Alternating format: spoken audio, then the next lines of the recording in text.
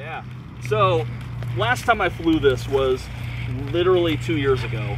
It's been sitting in my garage ever since, just not even in my garage, my outdoor shed being neglected.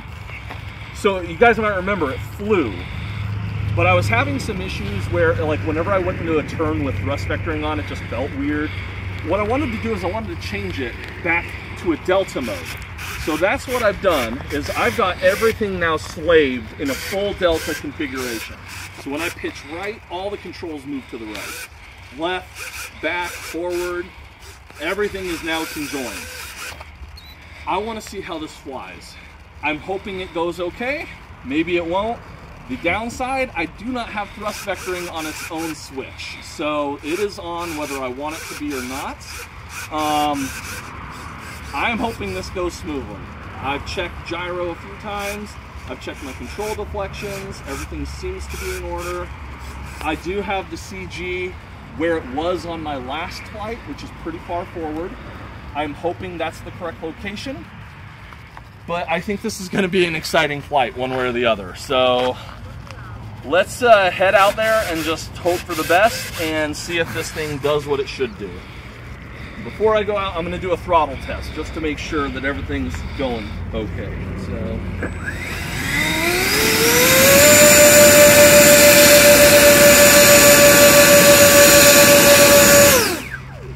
no sputters or stops, so let's get her out there.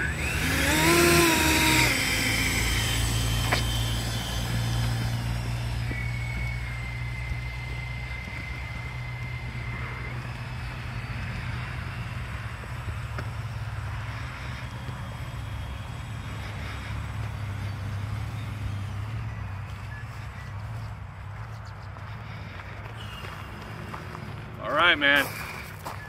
Let's get ready for takeoff. Say a quick prayer to the plane gods and see if she comes back.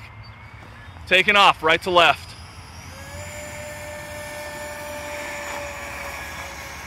Whoa, okay. All right, she's okay. I was pulling back pretty hard to get her off the ground, and then once she left the ground, the thrust vectoring pulled her up pretty hard. She is pulling down a lot, so I'm going to come over us a little. Pulling back on the stick, better. Okay.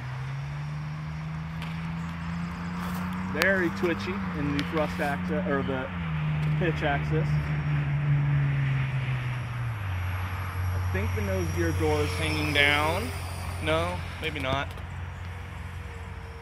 Honestly, she's flying better. Like in the turns, it's much smoother, but pitch is super sensitive right now. Yeah, the gear door is open. I'll need to work on that because I think it was doing that last time too.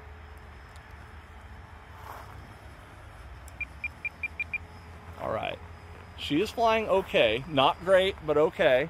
I'm gonna do come over us, and then I'm gonna actually land it. So after it passes us, let's put the gear down. There they go. Go out this way. Go to mid-rate so I don't overcompensate as bad.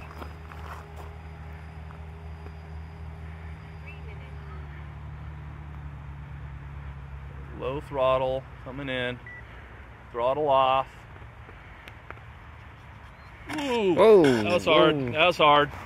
So what happened there, I throttled off and I shouldn't have. I should have kept some throttle going because all the trim I had put in there was in the thrust vectoring.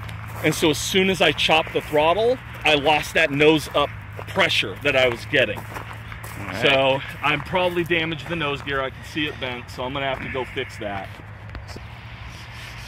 So like I said, when I was flying, it was, you know, I had trim in there, so the nozzles are pointing up, and when I chopped the throttle for landing, I lost that up effect that the thrust was the ground effect. It started nosing down pretty hard.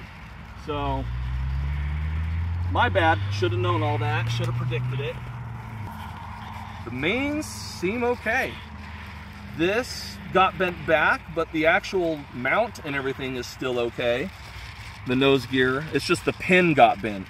I guess that's a testament to how well my 3D printed nose gear mount handled, because it's intact, but the actual metal pin on this broke. So I bet. Those probably got pulled back a little too. I might need to look at those. Honestly, I think I might just take the landing gear covers off. They've been way more of a pain in the ass than they've been worth. So I might just take the gear covers off and just do like the holes in the fuselage like a lot of planes do. I think that would solve a lot of my problems. As much as this thing been a bane in your side,